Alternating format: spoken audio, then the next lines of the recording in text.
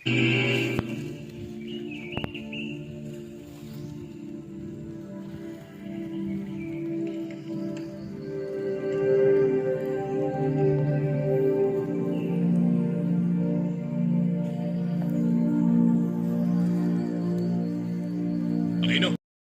ka ba ngata ng ngata? Walang magawa, sir eh. Pampakalma.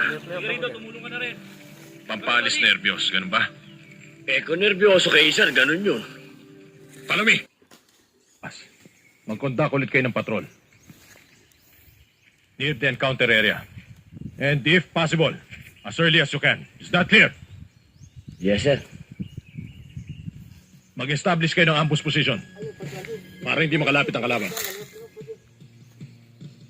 And next time, talasan mong yung mga mata. Hindi yung pakaangka-angka. Understood? Yes, sir. At ikaw, pagkaharap mo ako, tigilan mo yung kangunguya mo, para kang kambing.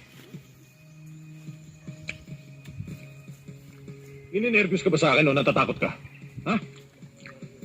Hindi yun, sir. O sige, tapo mo na yan.